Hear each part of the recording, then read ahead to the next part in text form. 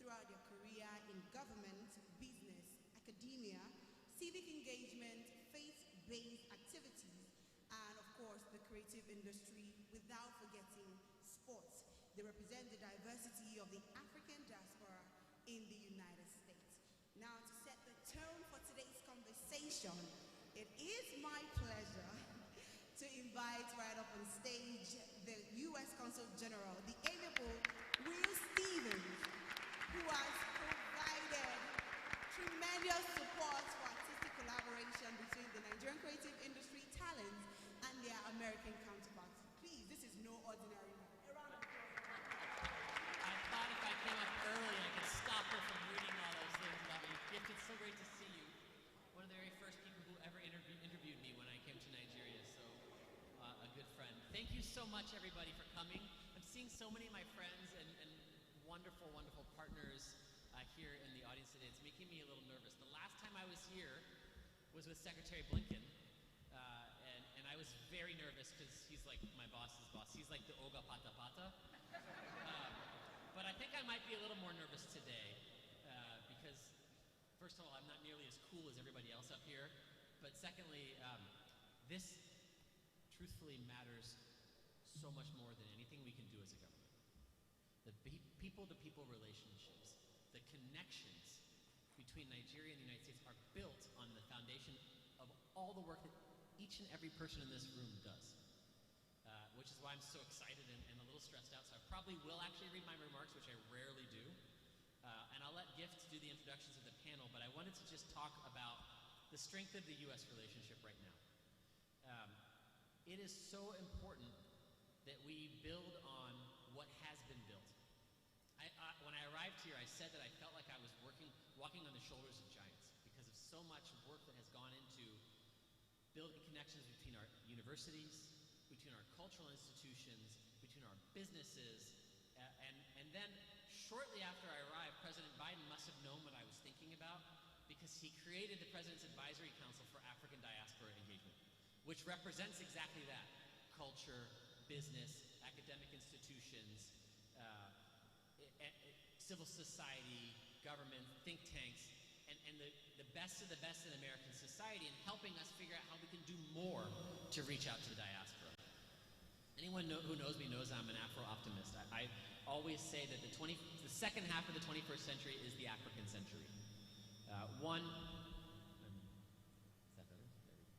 in 4 people are going to be African, and that means that we, as the United States, have to get it right. We have to figure out how we can improve and build systems that will untap the incredible potential of those youth. The average median age on the continent, I think, is 18. In Nigeria, it's 19, which means that's where the solutions are coming from. For too long, and for so long, we said we needed African solutions to African problems, and that's true. But more than that, we need and will continue to need African solutions to global problems.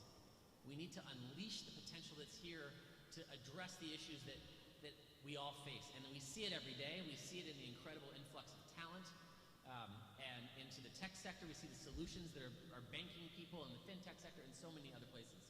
But I could go on and on. I'm not going to. What I really want to talk about is the creative sector. Because as an American diplomat, and long before I became an American diplomat, America has traded in the power of our culture. For over 70 years, we've benefited from that. People watch American movies, they listen to American music, and they love America.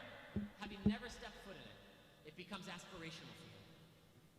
Today, right now, we are experiencing Nigeria's moment in the cultural scene, and it becomes Africa's moment. When people watch your films, they listen to your music. There's some guy I keep hearing about, I think his name is like Davido, that's right, yeah. Oh, did I choke? But when they listen to that music, they get excited about where the music's coming from. And they see your art, they see the incredible fashion, and they want to emulate it, and they want to learn more about it. And so we at the U.S. Mission and the U.S. government have been so committed to supporting the growth of Africa's creative sector and helping to connect it. Because so much of it is happening directly with the United States. Your music is getting to people through US tech platforms. People are watching your videos. It's being monetized through YouTube and other platforms. And so we believe it's mutually beneficial, but it's also helping to unleash that talent because there's going to be hundreds of millions of jobs in the sector across the continent. So please join me in getting excited about this today. And most importantly, I get to introduce our next speaker. There she is. The Executive Director of the U.S. President's Advisory Council for African Diaspora Engagement, Denise Laurent-Montier, to offer a few remarks.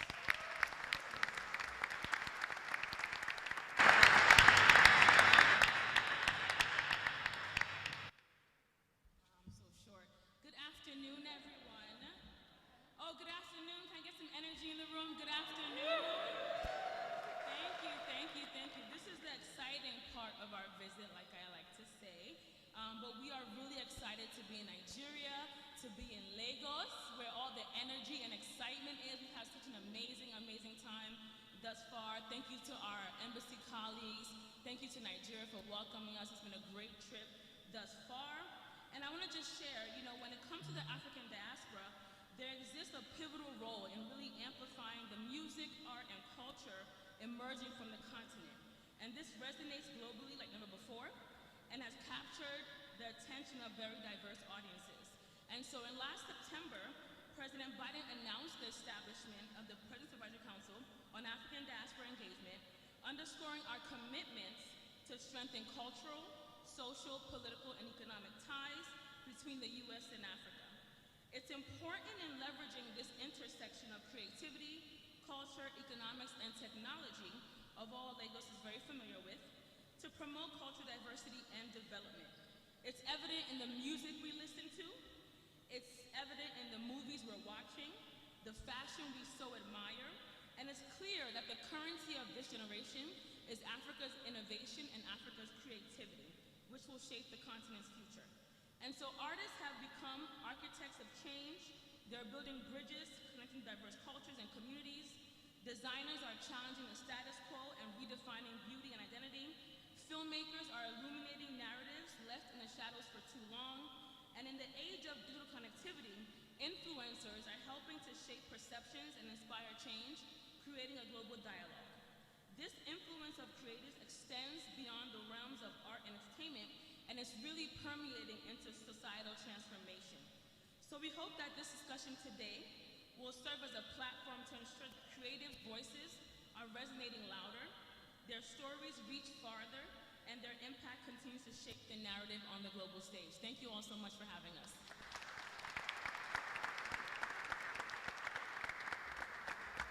All right, thank you so much, Denise, and thank you so much, Council General Will Stevens, for that beautiful introductory remark. Now, just like Will Stevens mentioned earlier, he said this is the African moment. The ball is in our court. I want to say a big thank you to the U.S. mission to Nigeria and the U.S. consulate in Lagos State, for creating an easy avenue, for the creative industry and also with the American counterparts. Please, a round of applause. This is no easy journey.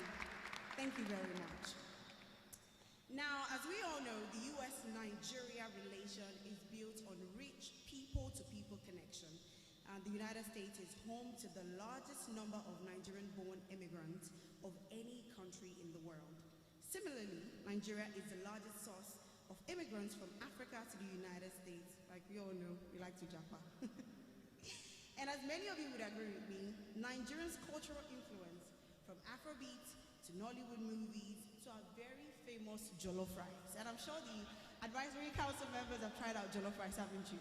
Please, if you haven't, you need to taste it. That's a taste of Nigeria. All right. As we all know, this cultural influence is felt all around the world. Now, during today's panel discussion on fostering connection between African diaspora in the United States and Nigerian communities, we would explore the potential of Africa's creative industry in deepening the U.S. to Nigeria people-to-people ties and spurring mutually beneficial trade and investment of our dear two countries. So ladies and gentlemen, I'm going to be introducing my panelists, who are sitting really cool, some sitting really pretty, beautiful ladies and gentlemen. So to my very left, is a Nigerian executive and producer. In 2010, she co-founded Ink Blood Production, a leading film production company. She's one of the highest grossing film producers in Nigeria. The movie, I like that you guys understand this. With movies like Wedding Party 1 and 2, and has produced over 14 award-winning films. Ladies and gentlemen, a round of applause for Zulu Oyibo.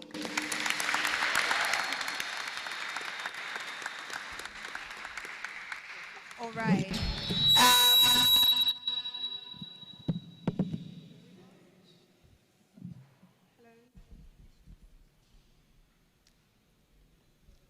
All right. So, and sitting right next to Zulu is an Atlanta-born Nigerian American who is a multiple award-winning, Grammy-nominated Afrobeats star, songwriter, and record producer who has headlined sold-out shows, including the New York Madison Square Garden, and also selling out the O2 Arena 3 times. His fourth and latest... Thank you very much for recognizing. His fourth and latest album, Timeless, broke multiple records in the days after its release, scoring the highest number of the first day streams for an African album on Spotify. 10 tracks landed in the Apple Music US Top 200 song charts, and the album soundtrack, Unavailable, sparked a global dance trend. Ladies and gentlemen, please, a round of applause for David Adeleke.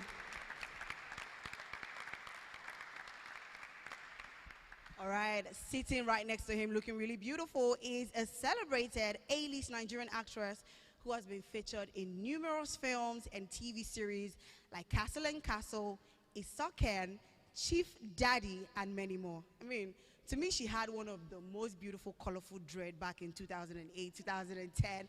I used to want one, but then I did not have money to move out of my father's house yet, so I just had to, keep it on the low. In her 25 years career, she has starred in over 150 films, and her performances have earned her several awards and nominations, making her one of Nollywood's most respected figures.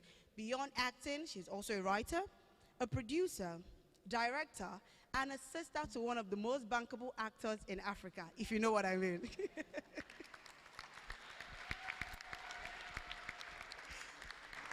All right, she's also passionate. She's a passionate advocate for women and children's rights, also a brand ambassador for Amnesty International and Oxfam of America. Ladies and gentlemen, please a round of applause for Jakore Eguson Akonde. All right, so another giant of Africa, CEO of the Temple Company, sitting right beside Dakore, is a leading creative talent management company and Ogidi Studios, West Africa premier multi-purpose creative content factory for recording, film production, animation, music, and creative writing. Now, fun facts about Ogidi Studios: they have helped to produce the soundtrack of Black Panther, Wakanda Forever. Now, that is a big deal. Ladies and gentlemen, Idris Olorunimbe.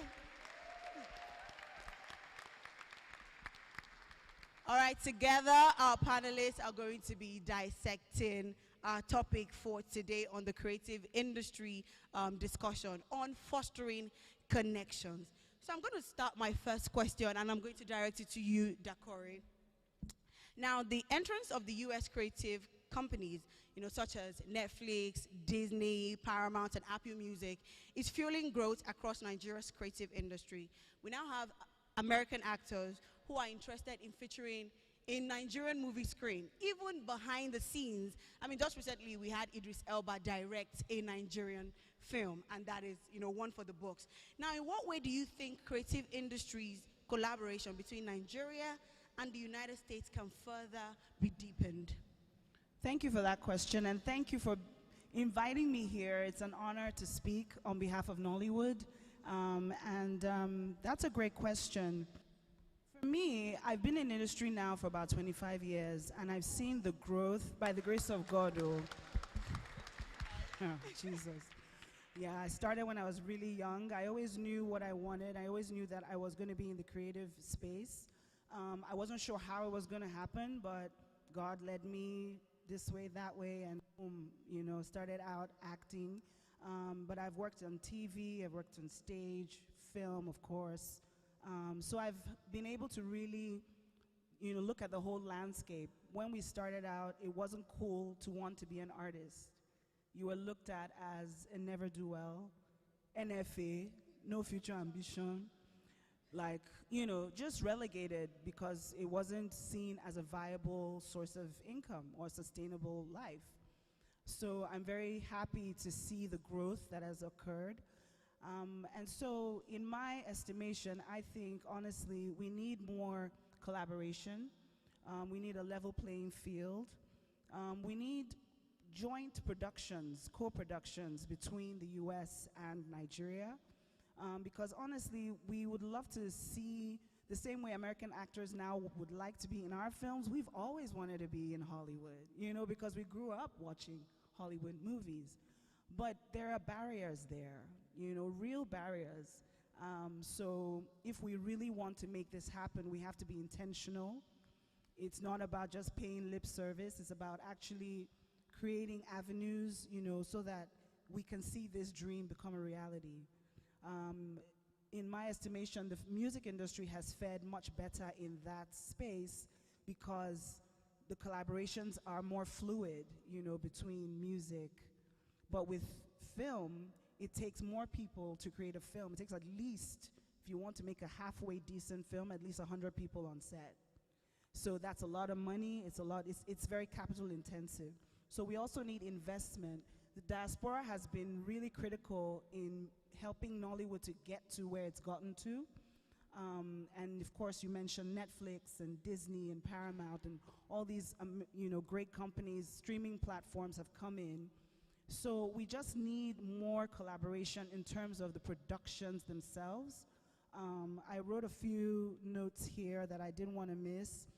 We could also have talent exchange programs so that, you know, we can establish these programs for actors, directors, writers, and other creative professionals to work and learn in each other's industries. That way we're transferring skills as well. Film and music festivals, educational partnerships, by developing partnerships between film and music schools, for instance, in both countries.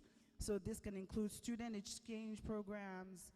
And then again, we need investment in infrastructure. That's something that we really struggle with here. In as much as we've been able to create an industry that is thriving and doing well, we do struggle in the area of infrastructure. So we need to have, you know, exchange in a way that, okay, how does it work in Hollywood? How can we, you know, find our own style here in Hollywood, you know, so that way we can create more, you know, growth. Distribution agreements as well, because sometimes we make movies and we would like our movies to be seen in the theater in America, but there are barriers there. So we also need to be proactive about, okay, how do we create films and have an avenue for African films to be seen more widely outside of Netflix and, you know, Amazon and all those platforms.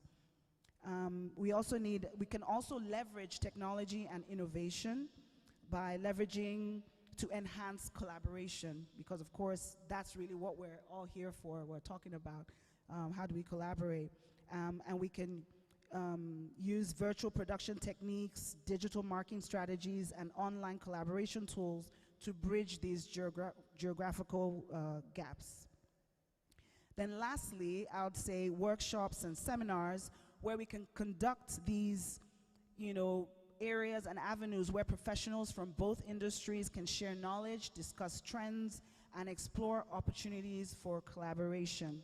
So with that, I would say that we have some areas that we can work with. Nollywood was created out of sheer passion and drive, and we didn't even know when we started where it was going to go.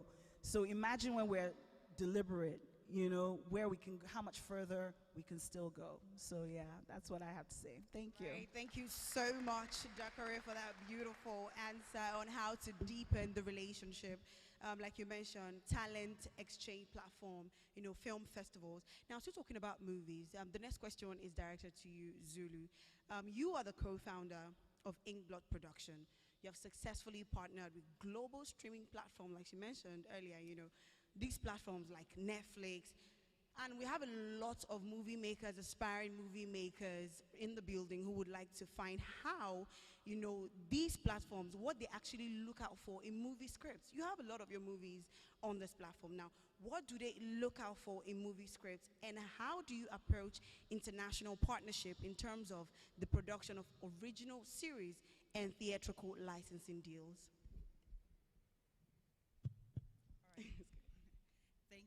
Thank you for that question. Before I answer, I'd like to say the point for the streamers, and so your film needs to tell a story that resonates with Nigerians locally and with the diasporans and even other cultures across the world. We've seen what has happened with the Korean film industry and how their industry has blown, and that was actually with great support from their government. Right, so we would love the support from our government here as well. Just do excuse me, do what you're doing and do it very well, and the sky's the limit. All right, thank you very much, Zulu, for that. If there's anything you want to take away from what she said, whatever you're doing, do it well, but upscale. You can't be doing mediocrity and expect international platforms to want to jump on the job. Okay. All right, so my next question will be to Davido. I mean, you're an American-born Nigerian, doing great things in the global music scene.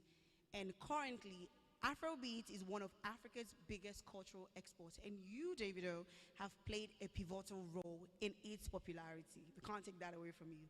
Now, what does it mean to you personally to see Afrobeats, being embraced, in the United States and around the world? And how do you envision? Then we're listening to the bands, P Square, Two Face. So I used to play African music in my dorm, and my friends always come like, hey, man, what you playing? What's that?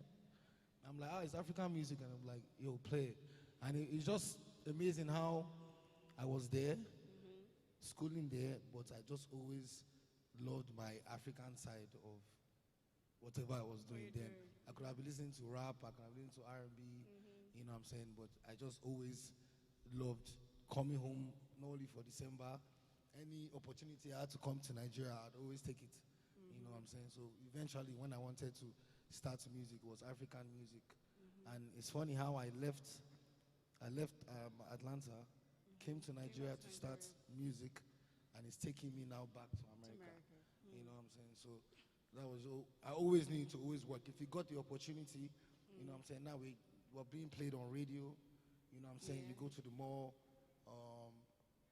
you know what I'm saying, we're selling the same tickets as Drake and Chris Brown. Right, that's, I mean, that's facts, that's facts. So, you know what I'm saying, it's just a full circle moment, and it's just so crazy how, every time they see me, all I keep hearing is, yo, David, I want to come to Lagos, I want to experience it. I've heard so much. Every time they come, they never go back the same. So there's something special here, that we have. And then the collaboration, obviously, like, now one song in Nigeria as an Afrobeat artist, whether you're a new artist or old artist, can change your generation's life. You know what I'm talking about. You've cashed out enough. But yeah, one song, like I've seen it happen countless times. One song really, really changing these people's lives. You know what I'm saying? They get visas, they go to America, they tour around, they go to Europe. They're doing the same thing, changing the narrative of being African in the world. You know what I'm saying? And right now, you ask, where are you from? I'm from Nigeria. Like, oh, I watch Nigerian movies. Oh, I love the food. I love the clothes. You know what I'm saying? So it's dope. All right, thank you very much. I love the fact that you said, Nigerian music is changing the narrative, for Nigerians now. You go abroad and you tell someone, I mean, when I travel to America and I say I'm Nigerian, oh, you eat jollof rice?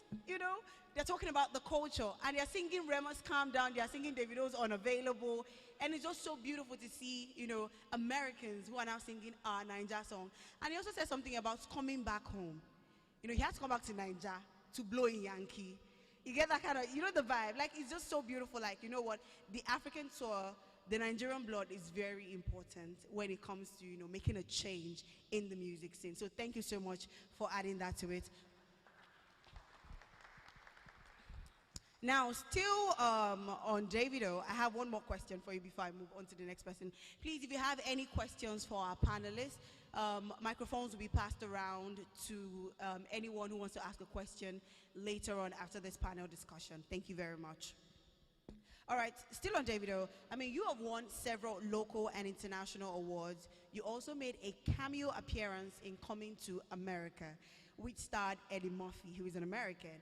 And you collaborate with Chris Brown like no other Nigerian. I think you have like the most songs with Chris Brown. He calls you brother at this point. Now, what advice would you give to emerging Afrobeat artists who are aspiring to collaborate internationally, particularly with American counterparts?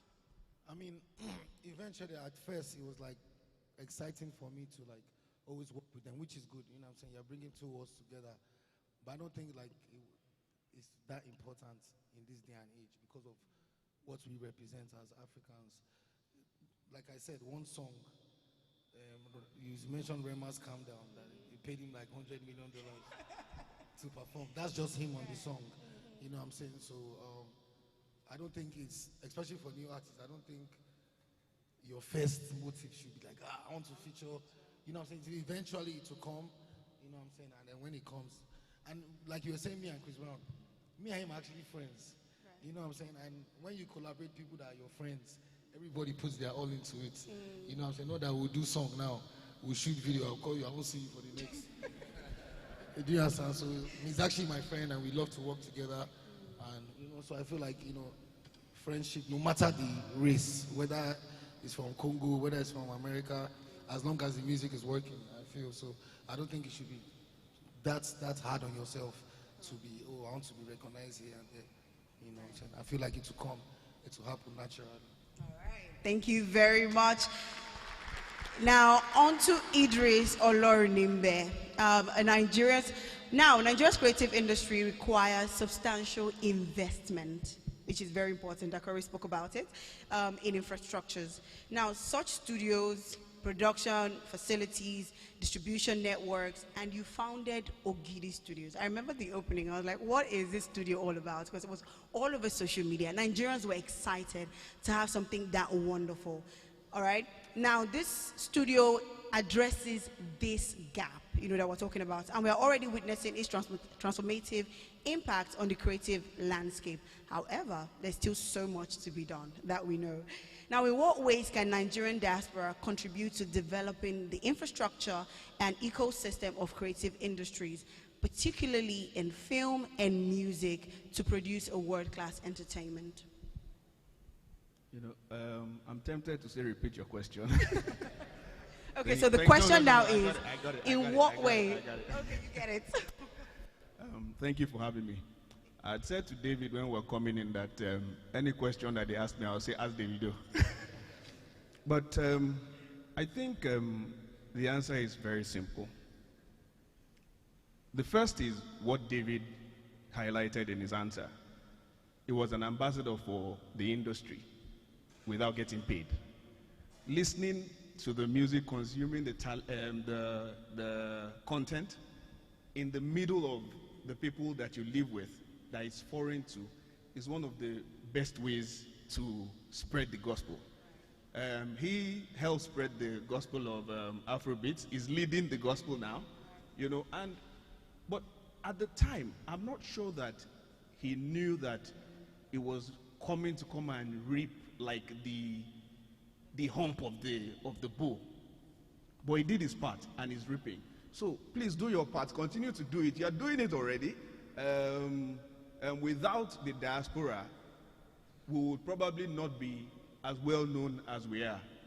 There are two deficits that we're trying to address. So there's infrastructure and there's talent or skill. Now on the skill side, you guys always do medical outreaches and so on and so forth. I mean, and yes, we know we need those skills, and you've saved many lives, but you now need to now design it for the creative industry as well. I mean, the skills that you've developed out there, that you use out there, we can use it as well, because a lot of the people who are doing amazing things out here either lend themselves or learned online, and then a few people, I think Toyosi is here, Mimi is here, they went to the New York Film School and all of that. But there's so many people who cannot afford. There are many Dibanjis, many Davids who could use that push with the skill that you can bring. And the skill doesn't have to do with only the talent side. There's the business side as well. You have been in the middle of transactions, of mergers, of acquisitions, of investments, and we need that. So perhaps maybe we can float a diaspora fund as an intervention into the creative industry. Now, we're not asking you to come and dash us money.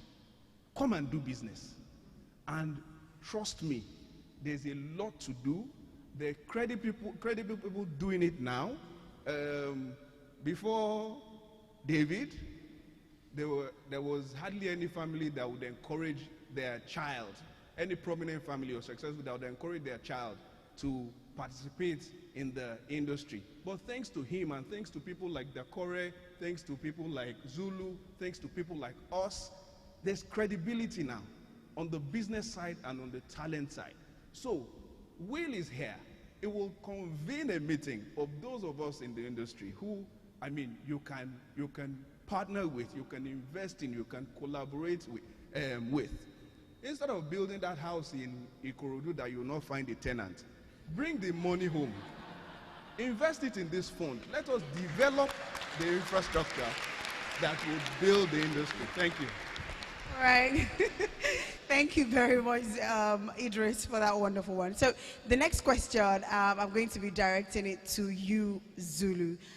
We're still talking about movies and music, and he's talking about how credible, the industry is now. Dakari said it before, like if you tell anyone you want to be an actor, he's NFA, no future ambition, no one would ever take you serious. But look at what it is right now. Now, you lead Inkblot's Women in Film group, that seeks to address challenges facing women in the Nigerian film industry. Now, how would you assess the current state of women's representation in Nollywood, both on screen and behind the scenes now?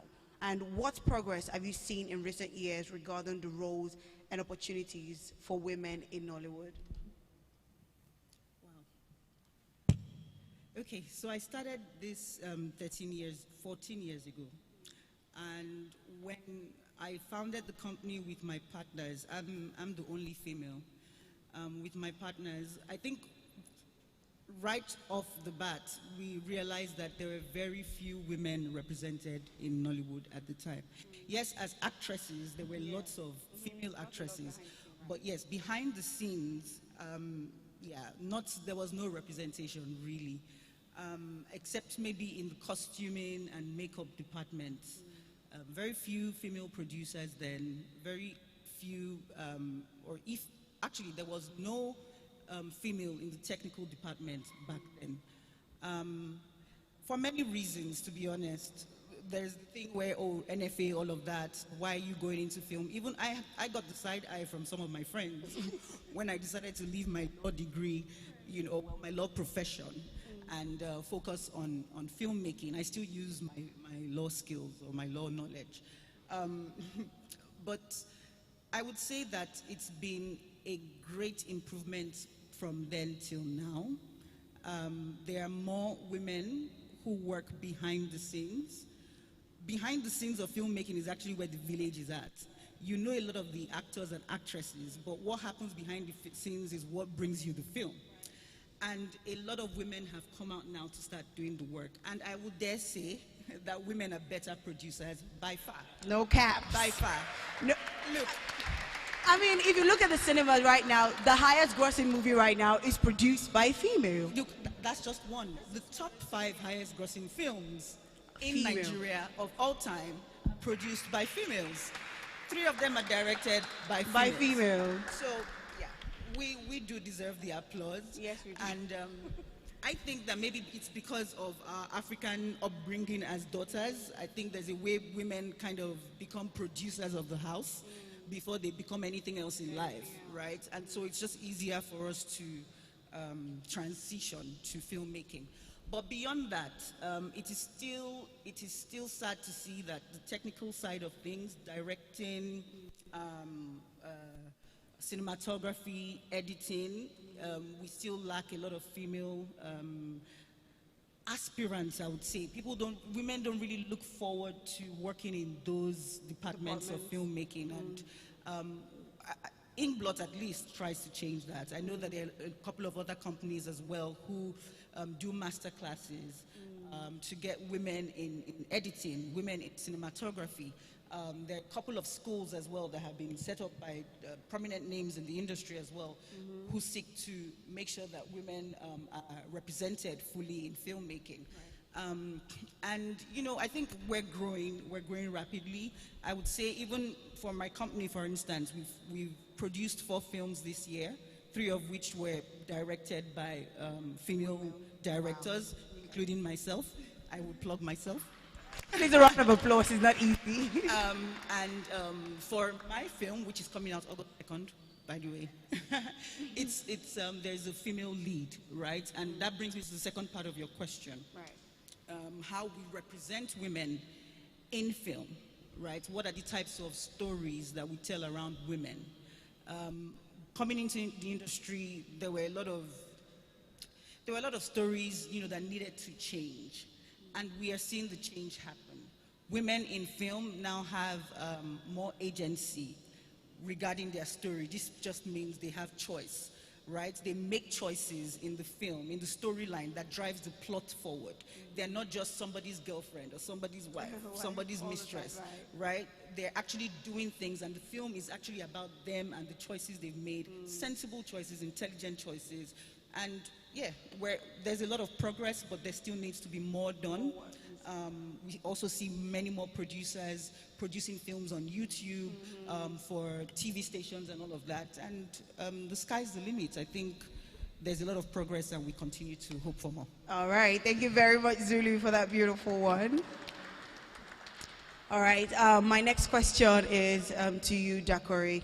Now, Nollywood is often regarded as the second largest film industry by volume and has the potential to become Nigeria's largest export. Now, what factors do you think are holding back the potential growth and global reach of Nigerian films? And what role do you believe the African diaspora can play in addressing these challenges? Thank you for that question. Yes, you are right. There are definitely challenges in this area, and I spoke to those in my previous answer, but I'll go into it with a little bit more depth now. So you see, there's also a bit of a cultural bias, I find, almost like anything that comes out of Africa is considered inferior, first of all. And that needs to change because it's very evident that that is not the case. I'm trying to be very diplomatic here. I studied mass communication, so I come from a very journalistic background. I'm an observer. Thank you. Thank you. So apart from being an actor, I'm also a thinker, an observer, writer. So I also watch trends. I watch how is it moving, how are things flowing. And that was a problem for Nollywood actually in the beginning. We did struggle with quality, with, you know, the type of films we were making. Zulu mentioned that earlier. But it has gotten better. It has gotten better. We've worked on our films. I mean, a number of my films are on Netflix. Most of the movies I make now are strictly on Netflix or Amazon, and it's deliberate. It's because we're trying to attain and show that we are capable of excellence. You know, so first of all, that needs to be addressed. We need to stop looking at anything that comes out of Africa as inferior. We have to look at, and that's why I said level the playing field. We don't have to speak too much English, but we can know what we're, you know what I mean? Like, let's come into any agreement as equals, because we are equal, you know. It's not a handout that we're looking for. We're looking for collaboration. We're looking for skills transfer. There's so much that... Oh, okay. I'm trying to keep it together, you know, because truly, I know the struggle. It's a struggle, you know. It's a big struggle of, oh, okay, you're African, okay. No, darling, we are African. You're Oyibo. You're Finnish. You know what I mean? Like, let's just come equity. Let's have that. So I think that will be a big, you know, change we will need to see. And then also, I think barriers also to entry, like Inkblot, of course, would love to have our films in, because I've worked with Inkblot on 2 projects, I believe. So why not have African films showing in the theater in the US? We have so many US films shown here, and we run to the cinema and we run up them numbers, you know, so let's have that happen as well, you know.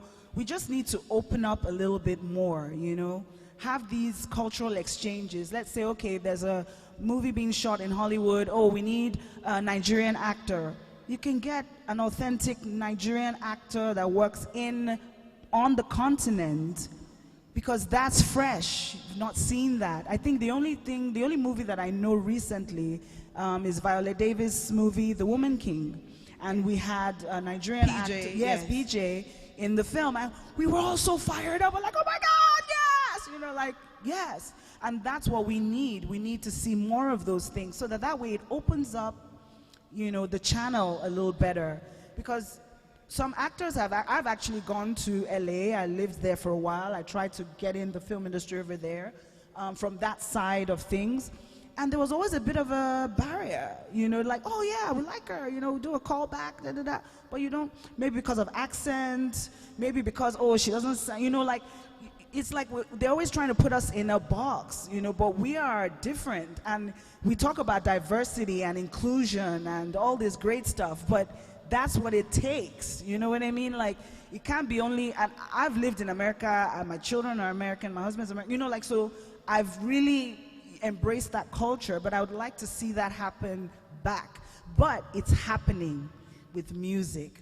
And it started, actually, I think, through Nollywood, because when Nollywood, we were the first export, we're the first thing coming out of Nigeria that the diaspora embraced. It was truly, like Idris said, the diaspora that made Nollywood come to the forefront. And it's that same diaspora that has helped the music industry to also push through. So I feel like that's another aspect, you know, let's be practical. Let's really bring in ways that we can make these things happen. I don't want us to just talk about, it's great that we're talking about it though. First of all, I really must commend all of us here, the US consulate and the, you know, the pack from the US.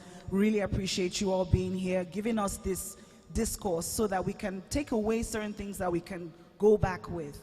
Also universities, I see that the lady, beautiful lady right in front of me from Spelman College, you can have actors come into, you know, the film program, talk about what it was like to start Nollywood, and then have someone from Spelman come to Nigeria, you know, like, it's these things, they're baby steps. It's not gonna happen overnight. So yeah, I could go on and on, obviously, but I'm not going to, because of course we have others panels to speak to. So yeah, I hope I've been able to shed some light there. Thank you. All right, thank you very much. Like she said, we are capable of excellence. So this is something you also need to believe, that Nigerians, the creative industry in Nigeria is capable of excellence. Whatever standard you want in Hollywood, in music, we have it here. It's in our blood, okay? So you can take that home.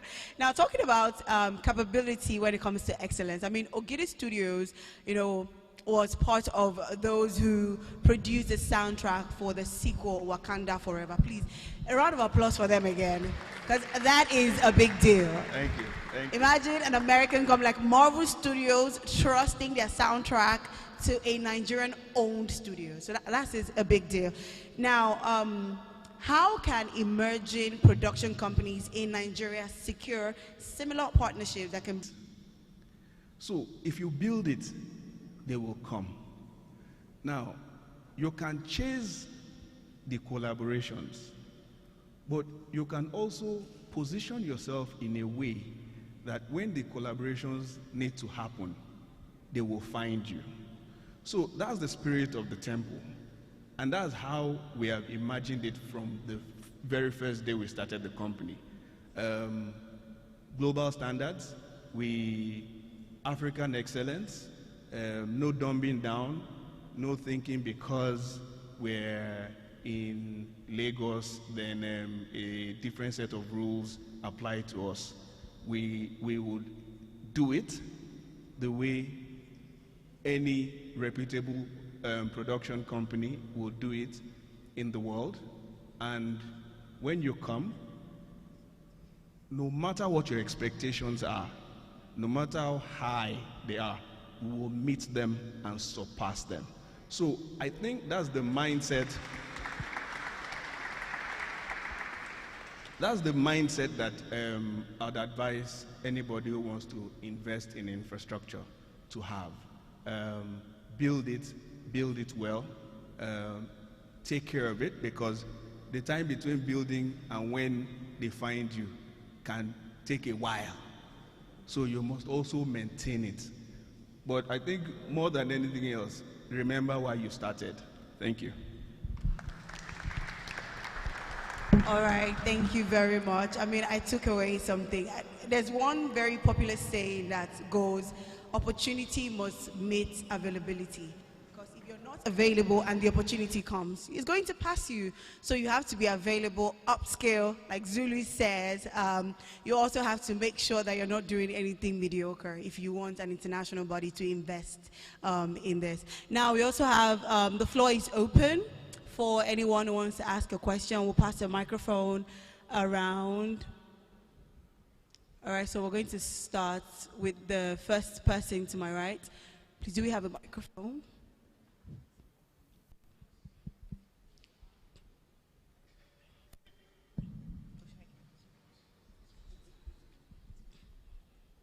All right. So what is your question, please? Well, hello everybody. My name is Aisha Algi, the Director General of the Center for Black and African Arts and Civilization.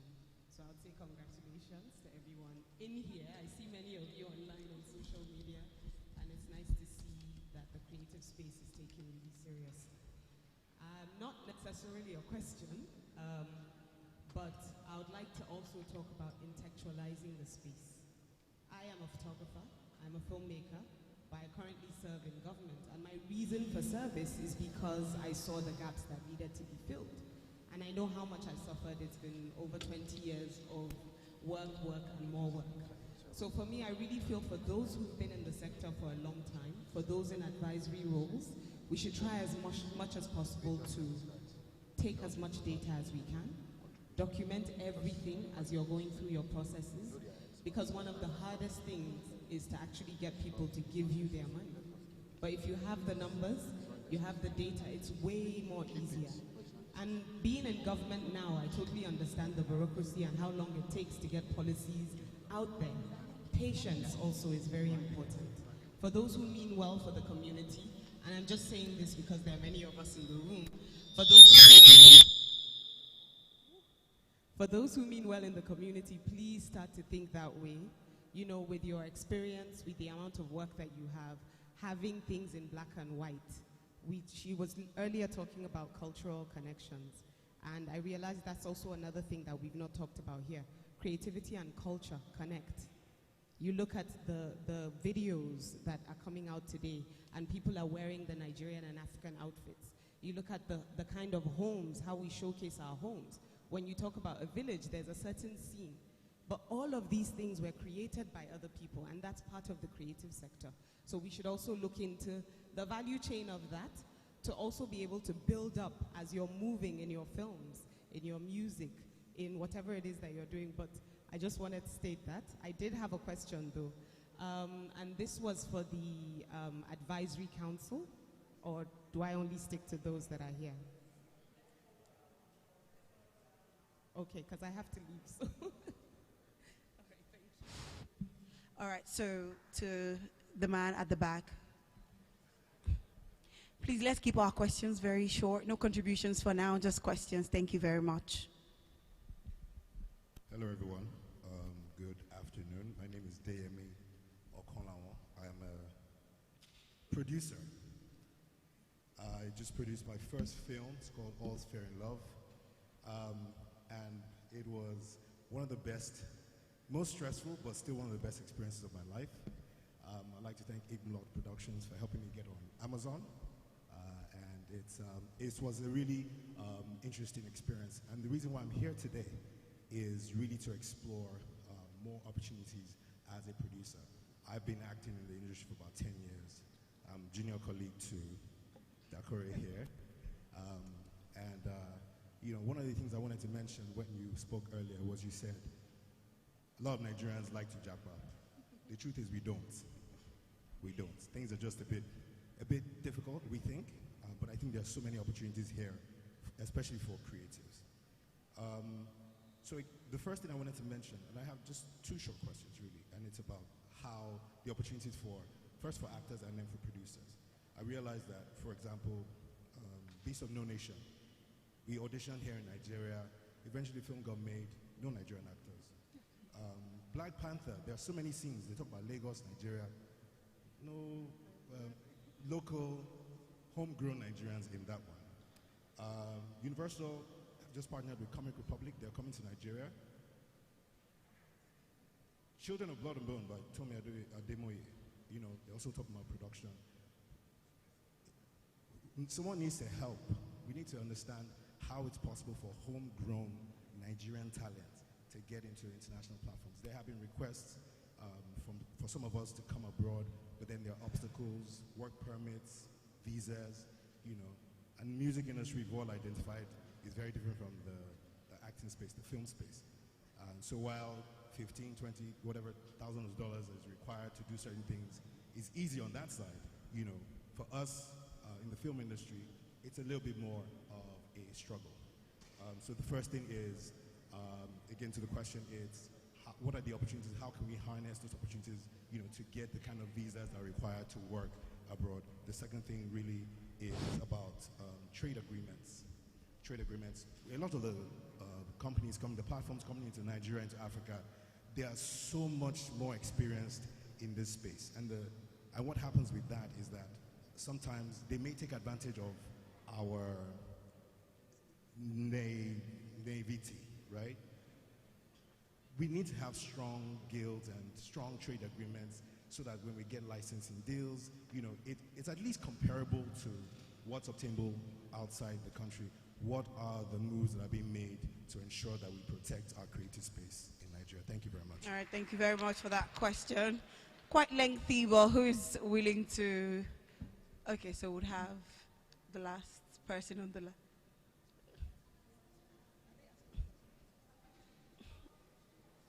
Are you ready? I have a question. Okay, so please, if you're asking your question, you can direct it to whoever you want to answer your question. I can direct it to Yes, anyone, on not the the panelists, because the questions really are not for the panelists. They're Not for just- the... okay. Yes, but hi everyone, my name is Toyosi Etim Efyong. I am the founder of That's Good Media, and we are building Nigeria's largest talent agency. We are focused on film and TV. I have a 3-year running partnership with Essence Film Festival. I also have a 2-year running contract with the Office of the Mayor of New Orleans. Last year, we were hosted by the Mayor of New Orleans, the creative office, to an event in New Orleans where they introduced us to the key stakeholders of the film industry in New Orleans. They are very interested in partnering with Nollywood.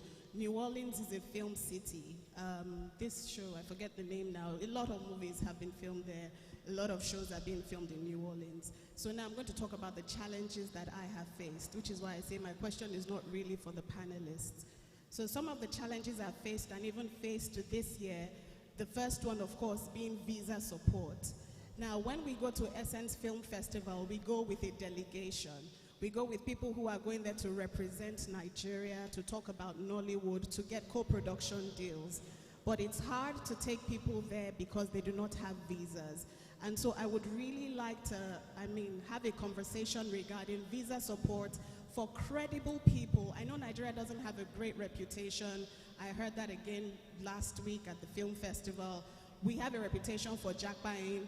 which you've also now said is a thing. You know, not everybody, like DME said, not everybody really wants to japa. Some people really want to go there to represent their country and come back home, because there's nobody that makes jollof as good as us here. So let's come and eat it here. We don't want to be eating it in a restaurant in New York. So visa support really is something that I really like to talk about for international panels that we have been able to single-handedly facilitate. That's the first question, or first point. The second will be official introductions to production studios. So now people have talked about us not being, or our movies not being distributed to cinemas there in the States. Our movies really cannot be distributed there because Nigerians who are there are waiting for it to come on Netflix and Prime. The international people who want to watch or who can go to the studios or to the cinemas don't recognize any of our talent. And so the same way Davido will partner with who are some people he has partnered with? Sorry. Coming to Brown, America, Paramount. All these guys. We need co-productions. We need an exchange of talent where we can have like a Michael B. Jordan, for example, on a Nollywood production. That way, when it gets to cinemas there, they will watch. One of our movies was in a cinema there, and the family member said she was the only person in the cinema because Americans do not recognize our talent just yet. We are big in the diaspora, but the people who have the dollars to actually go to the cinemas don't recognize us. So if we can get a Denzel on our production, if we can get a Michael B. Jordan on our production, I think that would be great. So official introductions really will be appreciated. The final point will be for funding. Sorry. The final point will be for funding for trainings here. Okay. We know the talent, but a lot of the people who require skills and to just upgrade their skills, and the people who can bring people here to train, there's no funding for that. And so that whole talent exchange, trainings, getting international trainers to come to Nigeria, we would really require and need support for that. So thank you. I just thought to say that. So it's not a question for the panelists. Thank you very much, Toyosi, for that. Now, please, if you have any music-related question, okay, over here, please. Just one. Yes, just one person. Music-related questions. We've been asking about movies, Nollywood. And please, let's keep it very short. Thank you very much.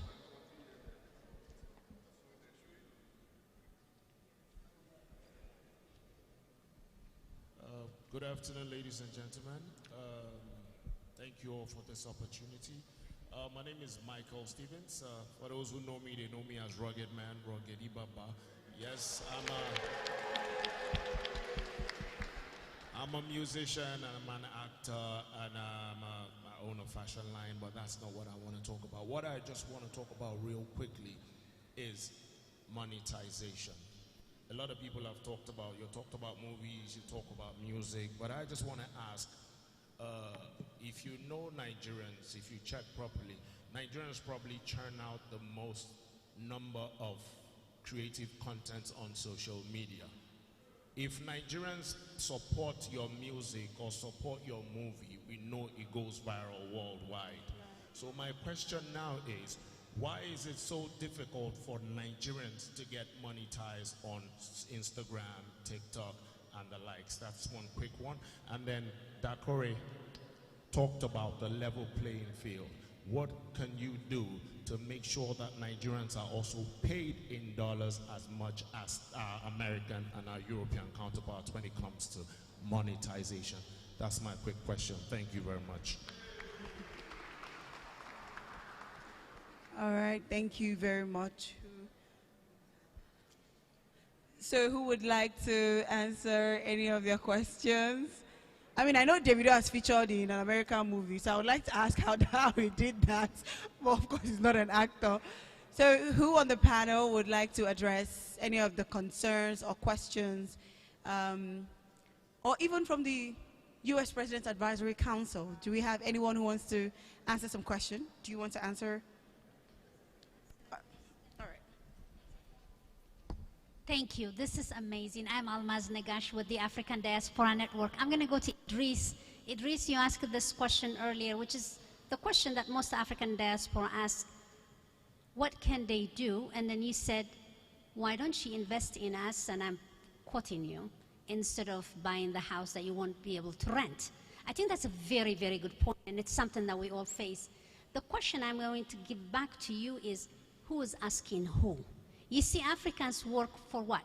We work in relationship and trust with each other. And so I think that's the critical thing we need to do, is build that trust, that relationship between this industry and the diaspora.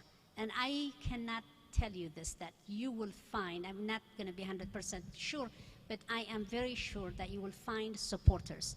I am also going to mention the Silicon Valley Africa Film Festival, which started by my wonderful friend Chike. Has done an incredible job bringing the filmmakers, the young, small filmmakers to Silicon Valley and showcasing them and finding them potential funders and opportunities. It's very small, it's not at your level, but at least it does help, and that's to change the narrative. The whole idea was to change the narrative. So I think that if we can position what you're doing, not just only as an act that we love to see or a music we love to hear, but actually an act to change the narrative. Someone mentioned Nigeria is not trans. I beg to differ, because I think that it is only in a small community, the very loud people, that have done that. But I think the Nigerians in the US that I know have done an incredible job, and they have an incredible background and resources available. I think what they're looking for is, who do we trust to give our money to? And I think that needs to be built. It's just on behalf of the diaspora. I need to say this because I do know what they're doing. We know many of us have access to them. And the question is, how do we leverage this knowledge and skills industry with the money, which is the resource that you're looking for, to create this very massive and needed infrastructure so that you thrive. Last one. Indians have changed their narrative through the Indian movies. Indian movies are watched throughout the world, especially in Africa, Southeast Asian countries. I grew up watching Indian movie, but it has changed their narrative. So can you, and we look forward to you doing that, so you can help change the narrative. And we have a role to play, and that is to support what you're doing. I think you have a great Consul General here who's going to be your spokesperson. That we do. So somehow we have to figure it out. All right, thank you so much. Do you want to address her concerns and what she's shared with us? Microphone, please. So, when I spoke, I had mentioned the fact that the CG could convene us, because I understand due diligence. And I know that a lot of people who repatriate these funds home do it through trusted people and to trusted people. They don't know me. They may know of my movies, they may know of my studio, but they don't know me, and they cannot attest to my character. So the cheat mode is the consulate to midwife. So that way they know that due diligence has been done and their interests will be protected. Because I know that apart from the Consular General trying to promote the creative industry, his primary purpose is to protect the interest of the Americans, so they can trust him. So he can convene, you know, it doesn't have to be everybody, but handpick. You can use me for your pilot. I assure you that we will meet every test that you would take on us. So, and that's the only way. You have to take a leap of faith. If not, I mean, we'll be here with the next group saying these things again. Thank you. All right, thank you so much. At this point, can we please give a round of applause to our panelists? They have been wonderful, you know, answering questions, you know, giving answers to some of our concerns. So at this point, I would like to bring up on stage the U.S. Assistant Secretary of Commerce for Global Markets, Arun Venkataraman. Ladies and gentlemen, please, a round of applause for Arun. Thank you very much.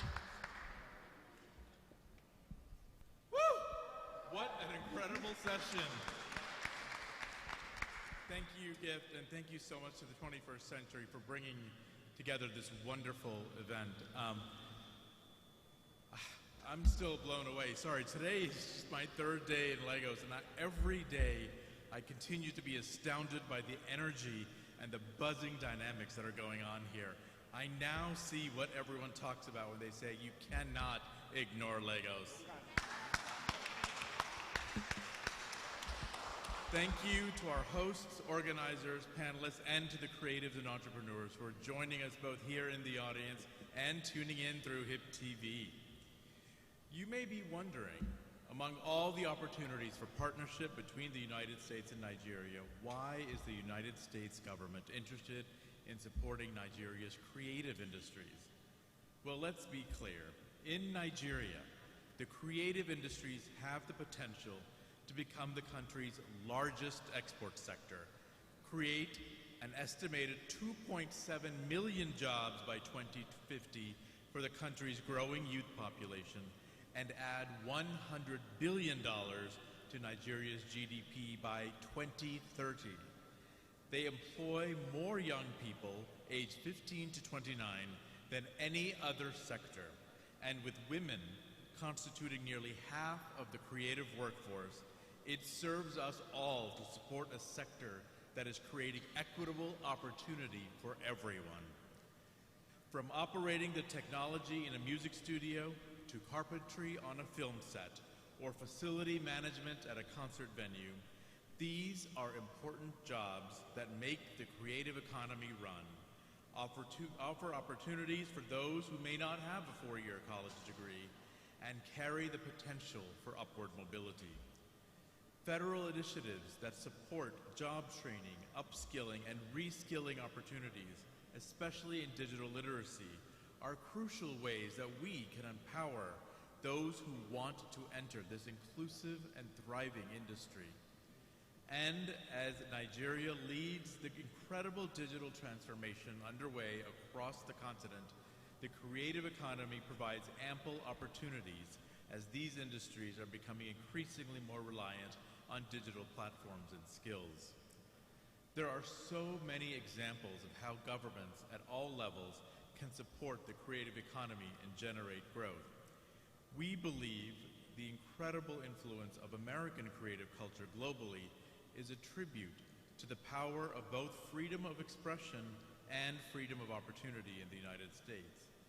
And as Zula has pointed out in the context of Korea, public policy has a huge role to play. For example, tax incentives for the film industry in the U.S. state of Georgia have fueled billions of dollars in economic activity across that state, especially in the metropolis of Atlanta. When most people think about American film, they think Hollywood. Sure, but Atlanta's film industry has created tens of thousands of jobs. It now generates billions of dollars in cash and economic output each year, and it attracted new capital investment to the state that wouldn't have otherwise happened. It might surprise many of you, but it might not, to know that Black Panther, yes, one of the highest grossing films of all time, was mostly filmed in Atlanta, Georgia, not Hollywood. Wakanda forever. But it's more than economics. The arts, film, fashion, and music industries are some of the largest, most dynamic, and most innovative in the world. And beyond the economic impacts they have in our societies, we know they also have the power to change how we see each other and how we see the world. Creative industries find a way to bring people together despite the differences that too often seem to divide us. Few industries, few businesses can boast that kind of power to inspire and connect people. And I believe the shared future specifically of the United States and Nigeria has limitless potential in terms of partnerships between our creators, producers, distributors, and the people who enjoy the fruits of these collaborations. The cultural and economic fabric of the United States is enriched and made more resilient by our vibrant African diaspora, including, of course, our Nigeria diaspora community, which comprises one of our largest populations. And of course, as our Consul General mentioned, President Biden recognized this, and that is why he established our President's Advisory Council on Africa Diaspora Engagement, to strengthen those cultural, social, political, and economic ties between African communities, the global African diaspora, and the United States. I want to thank all the participants in today's event for sharing their experiences and creative energies and reminding us why this partnership matters now more than ever. I want to thank my good friend, the U.S. Consul General, HIP TV, and our amazing audience. I know I'm coming away from this event even more inspired about the possibilities for U.S.-Nigerian partnership, and I hope you all are too. Thank you. Thank you very much.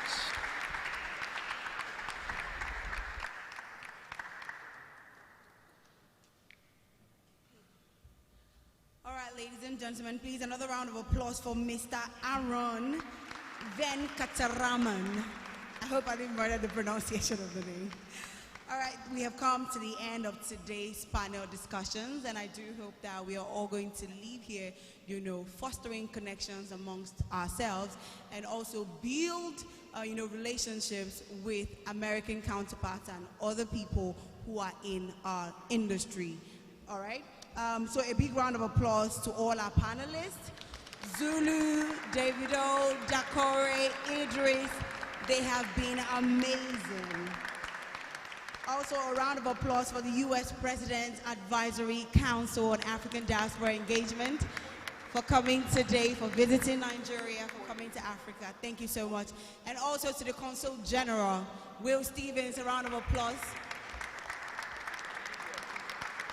And to the entire consulate and the U.S. mission to Nigeria, a very big thank you to them for making this event a reality. Please, a round of applause for them. All right, so please do not be in a hurry to leave. I'm sure a lot of us have questions that you would like to be answered, but some of our panelists have flights to catch. Some people are already running behind time. So please, you can make way to the end just by your rights for refreshment. And I wish each and every one of you a journey mercies as you return to your homes. My name remains Gifts David, and it was an honor doing this with you all.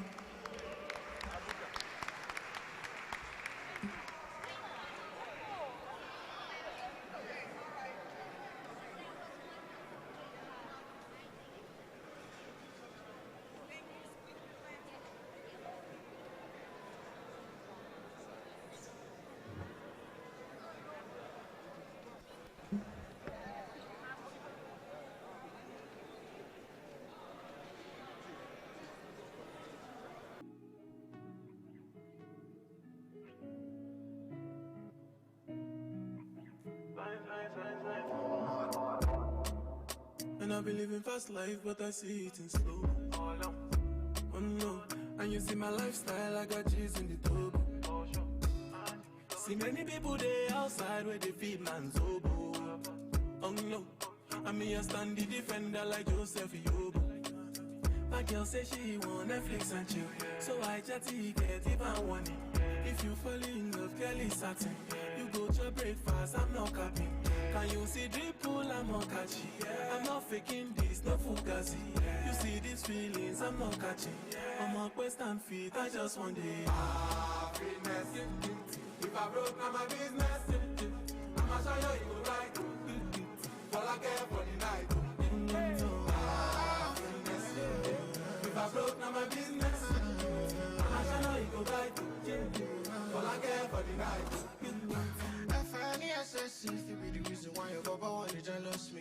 If you want to take I'm serious, I do top speed. No fit to resonate, I'm on a different frequency.